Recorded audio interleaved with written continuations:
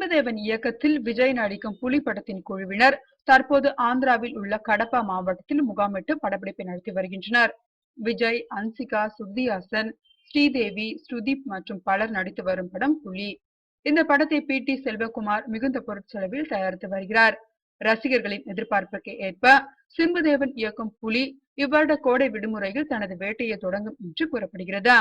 புலி பட குழுவினர் கடப்பா பகுதியில் தற்போது முகாமிட்டுள்ளனர். இந்த பகுதியில் இன்னும் 10 நாட்கள் படப்பிடிப்பு இருக்குமாம். இங்கு படத்தின் ஒரு சில முக்கிய காட்சிகளை சிம்புதேவன் படப்பிடிப்பு நடத்த இருப்பதாகவும் படக்குழுவினர் தெரிவித்துள்ளனர். கடப்பாவை அடுத்து சென்னையிலும் அதன் பின்னர் கேரளா மற்றும் பஞ்சாப் மாநிலங்களில் அடுத்த கட்ட படப்பிடிப்புகள் நடத்த முடிவு செய்யப்பட்டுள்ளதாக கூறப்படுகிறது. புலி படத்தில் தேவி ஸ்ரீ பிரசாத் இசையமைத்துள்ளார்.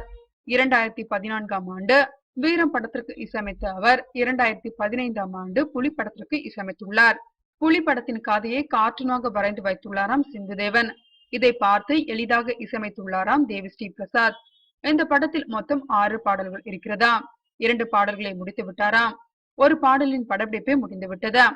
புலி படத்திற்காக அற்புதமான டியூன்களை போட்ட தேவி ஸ்ரீ பிரசாத்திற்கு பட தயாரிப்பாளர் தங்க மோதிரம் பரிசு வழங்கியுள்ளாராம். வீரம் படத்தை விட புலி படத்தின் இசை மிகப்பெரிய ஹிட்டாக வேண்டும் என்று விஜய் ரசிகர்கள் விரும்புகின்றனர். அவர்களின் எதிர்பார்ப்பை பூர்த்தி செய்ய வேண்டும் என்கிறார் தேவி ஸ்ரீ பிரசாத்.